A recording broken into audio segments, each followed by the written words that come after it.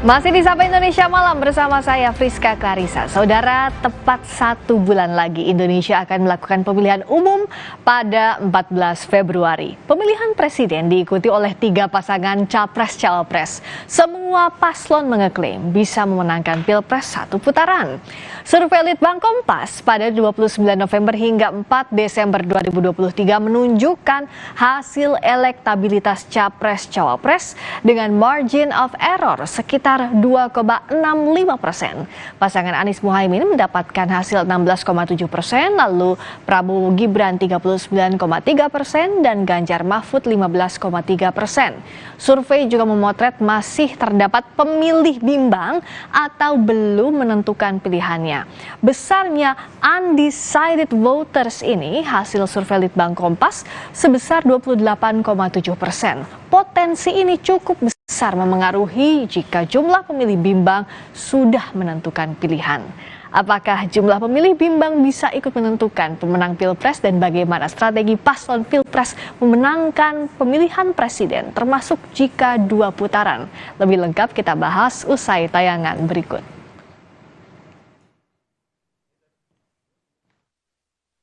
Pasangan capres-cawapres yang berlaga di Pilpres 2024 sudah memasang target perolehan suara.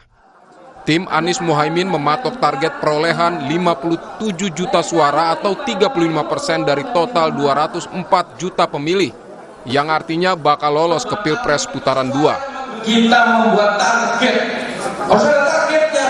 Tadi kan, apa itu yang begini, kita harus menang 1. Ya, itu boleh, itu semangat. Karena paslonnya 3, kita tentukan targetnya adalah 35% atau 57 juta suara. Itu saya 100% dari DPD 204 juta. Jadi target kita harus minimal 57 juta. Pasangan Prabowo Gibran memasang target yang lebih besar. Calon Wakil Presiden nomor urut 3, Gibran Rakabuming Raka menegaskan tekadnya untuk menang 1 putaran. Karena itu dia meminta pendukungnya kerja keras. Perlu kerja ekstra keras untuk bisa memenangkan 1 putaran nanti.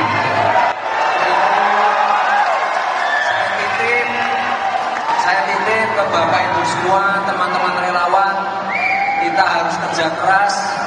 Kalau kita melihat, ini mungkin tiap minggu akan ada rilis-rilis dari lembaga survei ya.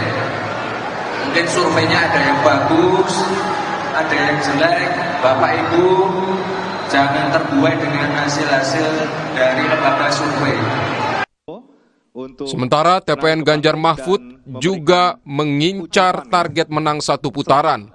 Dalam orasinya di HUT ke-51 PDIP, Ketua Umum PDIP Megawati Soekarno Putri meminta para kader bekerja keras sehingga bisa menang 1 putaran. Kebenaran pasti menang. Satyam Eva Jayate. Menang, menang, menang. Merdeka, merdeka, merdeka. Kita pasti menang. 1 putaran. Meski muncul tekad agar Pilpres berlangsung hanya 1 putaran, namun sinyal koalisi apabila pemilu berlanjut ke putaran kedua muncul. Sinyal menguat setelah muncul pujian Capres nomor urut 1 Anies Baswedan kepada Ketua Umum PDIP Megawati Soekarno Putri sebagai penjaga demokrasi. PDIP adalah salah satu partai yang konsisten dalam menjaga demokrasi. Dan Ibu Mega itu penjaga demokrasi yang konsisten, yang berani. Jadi beliau tidak ingin ada pelanggaran-pelanggaran atas konstitusi, walaupun itu mungkin menguntungkan bagi partainya. Sementara di momentum HUT PDIP, Ganjar Pranowo sempat menyebut kata perubahan yang kerap diidentikan dengan Anies Baswedan. Inilah bonding kita pada rakyat. Dan pemilu adalah sebuah harapan perubahan. Dan PDI Perjuangan menjadi harapan untuk memperjuangkan nasib wong cilik, nasib marhen.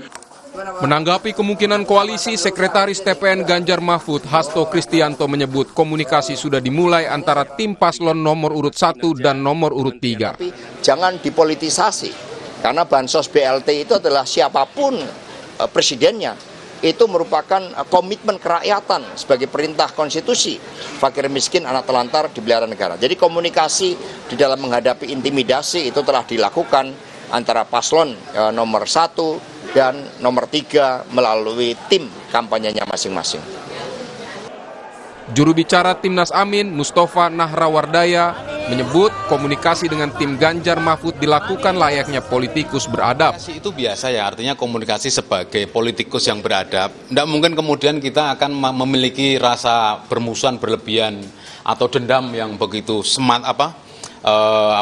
dendam kesumat, tidak ada itu. Sebagai manusia dan politikus yang beradab, yang dimulai tidak dengan kecurangan antara 1 dan 3. Kan di antara 3 paslon kan secara kasat mata 1 dan 3 itu tidak memulai dengan kecurangan, tidak memulai dengan kongkal-lingkong ya.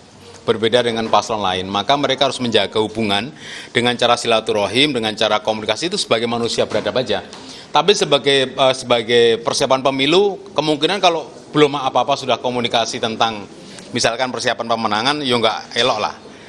Sementara itu, juru bicara TKN Prabowo Gibran Andre Rosiade menyebut sinyal bergabungnya kubu Anies dan Ganjar jadi bentuk pengakuan bahwa Prabowo Gibran lebih unggul seperti hasil sejumlah survei. Hal ini kan menunjukkan bahwa 01 dan 03 memahami dan menyatakan sebenarnya dengan pertemuan mereka bahwa membenarkan bahwa Pak Prabowo itu unggul sesuai dengan lembaga-lembaga survei yang terpercaya itu, yang menyatakan Pak Prabowo sudah mendekati angka 50%, Pak Prabowo berpotensi menang 1 putaran. Jadi itu intinya, bahwa 01 dan 03 sepakat bahwa memang Pak Prabowo itu unggul dibandingkan pasangan 01 dan 03. Pengamat politik Ahmad Hoirul Umam menyebut ada titik temu antara kubu Anies dan Ganjar karena merasa memiliki pesaing bersama. Juga tampaknya dari kubu 01 barangkali juga ada semacam optimisme untuk bisa masuk di putaran kedua, tapi di saat yang sama dari pihak kubu 03 juga memiliki optimisme yang sama. Tetapi kubu 01 dan juga kubu 03 tampaknya dipersatukan oleh sebuah common enemy, seolah kemudian ada semacam kebencian atau kejengkelan bersama kepada entitas kekuasaan yang saat ini dijalankan oleh Pak Jokowi. Sehingga kemudian ada semacam titik temu di sana.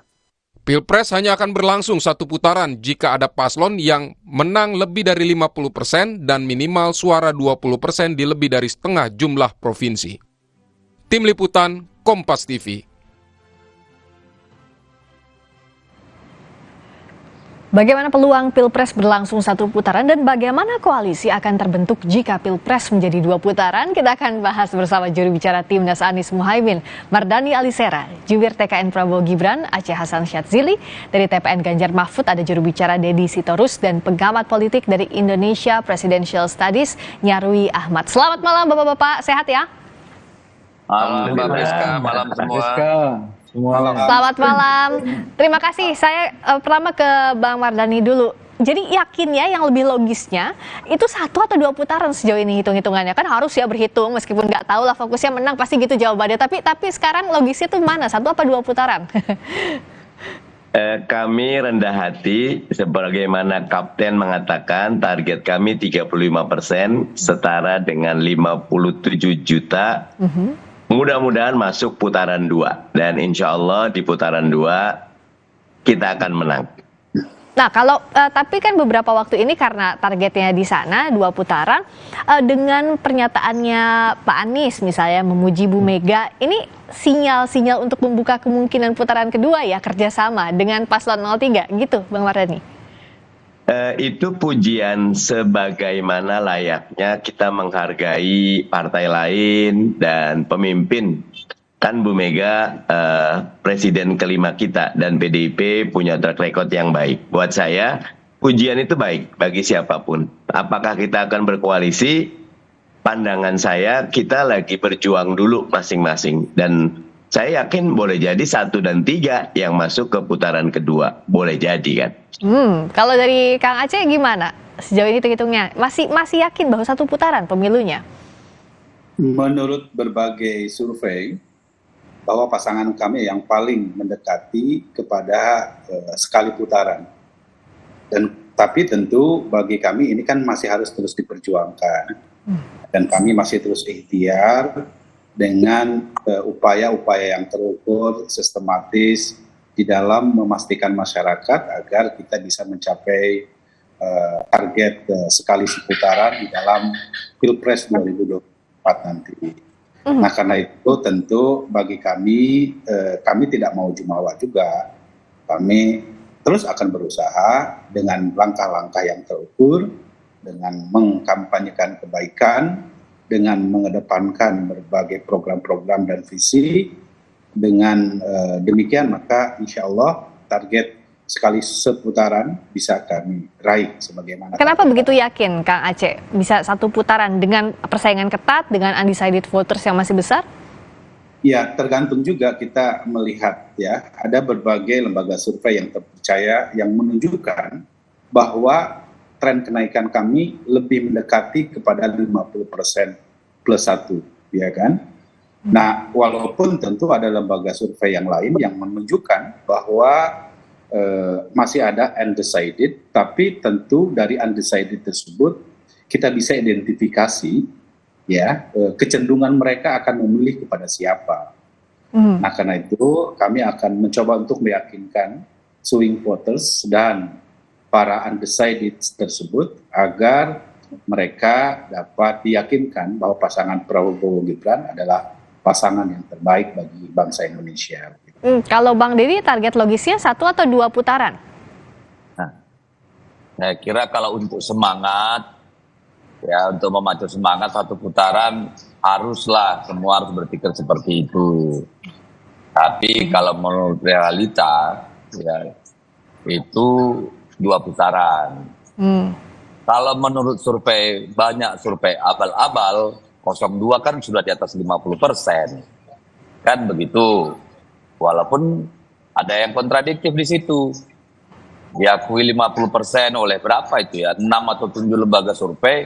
Tapi tiap hari ngompori rakyat, udahlah 1 putaran, sayang uangnya untuk fakir miskin, untuk beli beras. Ini kan hanya menunjukkan bahwa sejauh ini meskipun pasangan 02 sudah dibantu dengan minyak goreng, sudah dibantu dengan beras sembako, sudah dibantu oleh aparat-aparat kekuasaan, masih juga nggak sampai 43% kalau menurut data kami. Jadi saya sih kasihan lihat rakyat, ini pemilu yang apa ya, bingung rakyat sekarang ini gitu, mana yang benar gitu ya. Ini benar-benar pemilu sebenarnya atau sedang sandiwara ini? Apakah benar-benar ini pemilu yang demokratis atau pemilu yang lebih parah dari Orde Baru kan? Kita lagi bingung, Mbak. Tapi kalau ditanya 1 putaran atau 2 putaran, orang waras ya pasti bilang 2 putaran. Ini. Tapi untuk semangat, oke lah. Kita harus bilang 2 putaran, namanya juga semangat gitu kan? Oke. Gitu loh, Mbak. Nah, tadi karena ini nyolek pasangan nomor urut 2, saya tanya ke Kang Aceh. Tadi kecurigaan dari Bang Deddy gimana? Ya, kalau memang ada semua maupun dugaan yang telah diatur dalam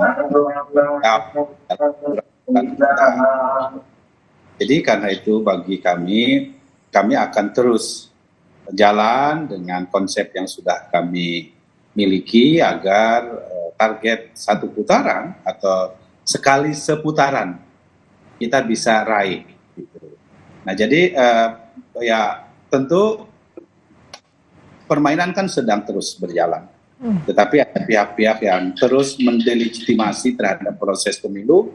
Tentu hal tersebut ya saya kira harus dipastikan itu semua dengan bukti-bukti yang bisa dipertanggungjawabkan ya. Kan kita tahu kita ini kan sudah 5 kali pemilihan presiden secara langsung ya. Ada incumbent, tapi belum tentu incumbent juga bisa menunjukkan kemenangan gitu ya.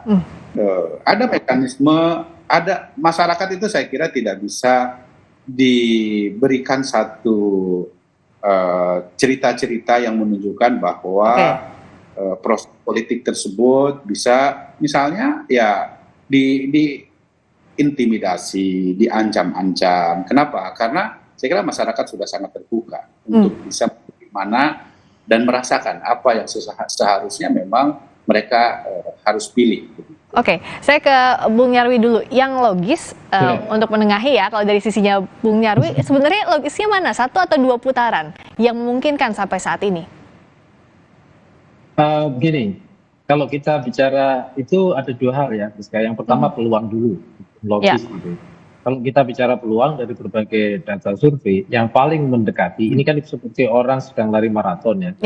Skala yang paling mendekati memang 02 untuk bersemangat 1 putaran. Walaupun semuanya bisa teriak 1 putaran. Dan itu juga bagus, karena pemilu kita biar kompetitif ya. Seperti itu. Nah itu kalau dari sisi peluang. Tetapi kalau kita bicara logis tadi, tadi Bung Deddy juga mengatakan, 02 ini kan resourcesnya besar ya. Saya kira orang kalau lihat dari koalisi partai ya, ada 4 partai parlemen, di luar itu juga ada non-parlemen banyak juga, itu mestinya ya tingkat elektabilitas potret dari pasangan 02 Prabowo Gibran itu sudah lebih dari 50 idealnya kan gitu, karena resource-nya besar. Belum lagi orang berasumsi bahwa itu ada Gibran dan kemudian termasuk dukungan secara tidak langsung dari orang-orang yang loyal kepada Pak Jokowi kan gitu, termasuk di pemerintahan kira-kira gitu. Nah ini kan kemudian faktanya nggak sampai 50 lebih, misalnya kan yang dipotret beberapa lembaga ada terakhir Ipsos 48. Kalau melihat resourcesnya kan mestinya bisa sampai 58 misalnya begitu. Nah tetapi kan nggak sampai ke sana. Jadi peluang 2 putaran itu juga besar dengan kondisi seperti itu gitu. Nah kalau kita bicara logika pasar politik yang benar-benar demokratis dan juga para pemain politik yang bermain dengan istilahnya mekanisme yang demokratis dengan regulasi yang ada kan gitu. Nah kondisi ini kalau kita lihat sampai ini kan masih sekitar ya 29 hari lah ya.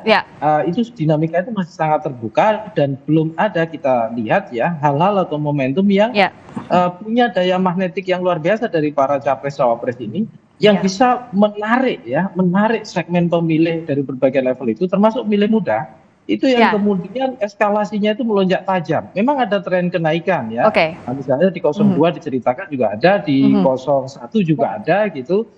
Mungkin Mas Deddy juga punya data mengatakan 03 juga datanya bagus gitu misalnya begitu. Ada momentum besar yang kira-kira mengguncang basis elektoral ini sehga perpindahan migrasi itu menonjol sekali, itu belum ada sampai hari ini gitu. Nah, saya kira undecided voter maupun swing voter itu jumlahnya masih cukup besar dan ini masih jadi PR gitu sampai 29 atau 8 hari ke depan gitu bagi masing-masing capres-capres dan timnya untuk bekerja keras mempersuasi itu. Nah ini yang kemudian belum bisa menjadi garansi apakah kemudian terjamin 1 putaran gitu.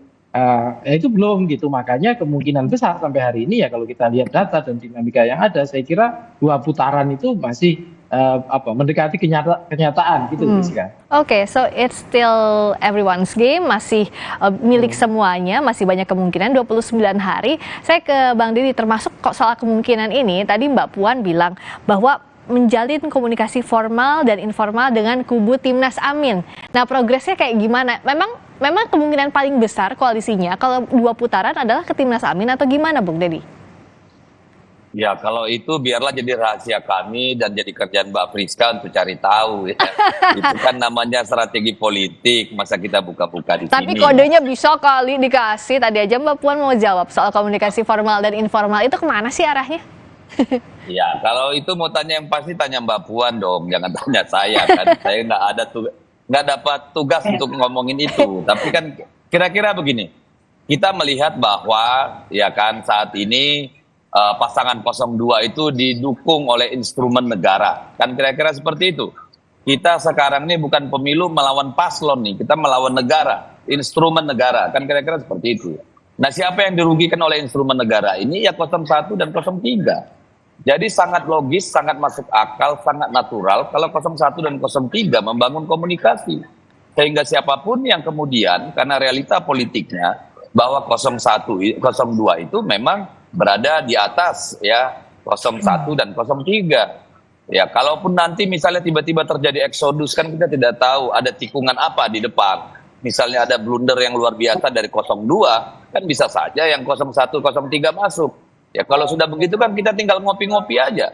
Kan kira-kira seperti itu, karena dipastikan pemilunya demokratis kan. Tapi kalau kita masuk salah satu dari 01, 03 melawan 02, ini kan perlu mobilisasi kekuatan rakyat melawan rezim yang benar-benar sudah mengangkangi demokrasi, yang etik, yang beradab, kan kira-kira seperti itu, Mbak. Tapi apa yang dibicarakan sabar, masa semua dibuka hari ini, kan waktunya masih panjang. Masih ada 29 hari, oke, disimpan dulu. Tapi kalau Bang Mardhani yang saya tertarik sama pernyataannya Bang Mardhani di awal tadi. Ya 2 putaran membuka komunikasi dengan paslon 03, tapi bisa jadi paslon 1 dan 3 yang maju. Artinya apakah ini kalau dibaca hal lainnya adalah membuka kesempatan juga untuk bersama dengan paslon 02? Sampai sekarang komunikasi kita jalankan dengan 03 karena kita tadi kan sebetulnya 02 ini nasib kali ya, Det, ya, karena ada anak presiden gitu loh. Jadi wajar kalau banyak yang curiga ya. Wajar kalau banyak yang khawatir. Nah, kami ingin presiden bapaknya Gibran kan gitu. Dan kami ingin pemilu luber jurdil itu tercapai. Kebetulan 03 ngajak sama-sama ngawasin. Ayo kita bareng ngawasin. Kalau 02 ngajak juga buat saya, ayo kita awasin bareng gitu loh. Walaupun ternyata 01 dan 03 sudah dilaporkan sama 02 ya, karena ada dugaan-dugaan pelanggaran. Buat saya bagus saja pelaporan-pelaporan itu. Intinya adalah bahwa komunikasi harus dijalankan, kompetisi harus dijalankan, dan kami bersyukur, Priska, acara Desak Anies, TikTokernya Mas Anies itu betul-betul bisa mengguncang wilayah Gen Z sama milenial. Dan makin lama makin banyak, ada yang K-popers, ada yang manga, ada yang macam-macam. Dan buat kami itu tanda bahwa hasil survei internal kami juga, wah makin lama kami makin meningkat. Tetapi tetap kami rendah hati, bersiap untuk 2 putaran. Karena yang menentukan itu biarkan rakyat. Kalau kami dapat 1 putaran, syukur alhamdulillah. Kalau 2 putaran, insya Allah kami siap berkontestasi dengan karya gagasan, memberikan yang terbaik buat rakyat Indonesia.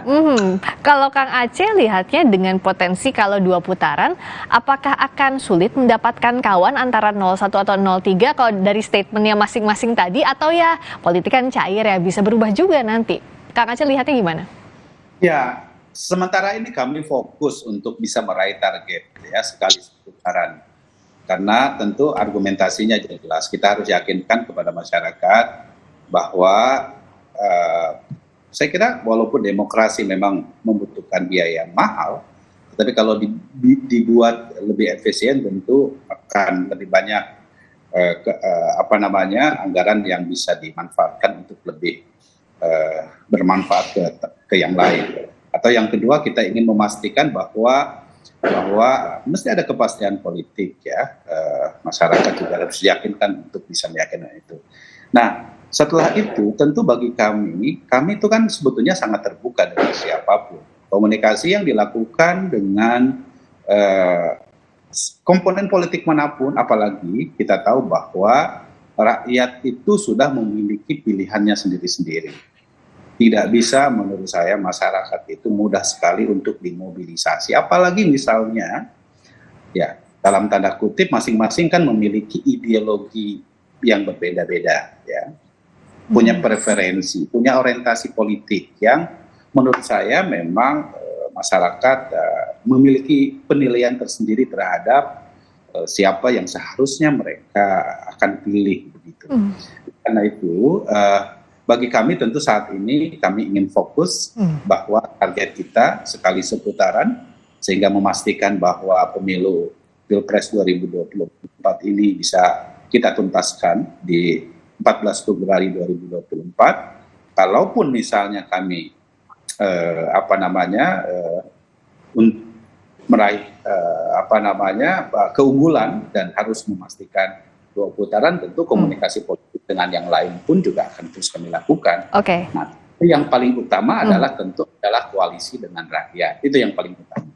Kalau Bung Nyarwi lihatnya sampai sekarang, kalau dari malam ini kan kayaknya paling besar kemungkinannya jika 2 putaran, 1 temenan sama 3, 2 belum tahu nih kayak gimana, atau ya masih belum tentu juga Bung Nyarwi, karena kan kalau di politik sekarang kayak you're the one and only, besok-besok kayak who are you gitu, kayak gak kenal sama sekali. Nah, Bung Nyarwi bacanya mana yang paling memungkinkan? Ya, kita lihat dari gejala yang ada aja ya, Rizka. Kita lihat tren yang terjadi ya di dinamika politik sehari ini, termasuk kemarin di debat yang ketiga, itu kan terlihat tuh sinyal-sinyal kedekatan antara 01 dengan 03 ini tinggi gitu ya.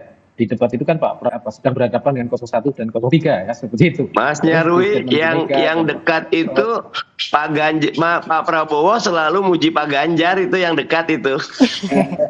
Ya, tapi endingnya itu kok ternyata katanya kira-kira buku dan ininya kok nggak terlalu sama gitu loh. Ini yang mengejutkan gitu ya. Karena di tengah kok seperti itu, di ujung agak mengejutkan. Itu yang Mas Mardhani ya. Nah, tapi kalau lihat itu ya, Rizka, memang dan itu evidence pertama, dan kedua adalah kita lihat di banyak data survei, ini kan yang paling leading itu kan 02 ya, kira-kira gitu. Nah, makanya karena tertinggal, ini kan sama-sama sebagai punya underdog ya, mental underdog sebagai tertinggal, maka kemudian menempatkan 02 fitur terkuat kan gitu. Nah, ini yang memungkinkan saya kira kedekatan-kedekatan itu akan terjadi, dan kalau kita lihat hari ini, kalau seandainya itu lolos putaran kedua, ada dugaan kemungkinan besar ya, asumsi saya ya koalisi 01 03 di level elit ya, itu bisa aja terjadi, tetapi belum tentu. Kita lihat nanti bagaimana dinamika di level relawan maupun pemilih kan gitu. Tetapi balik lagi, ini kan masih proses. Kita tidak tahu gitu loh. Ya, artinya di nanti putaran pertama siapa yang lolos kan gitu.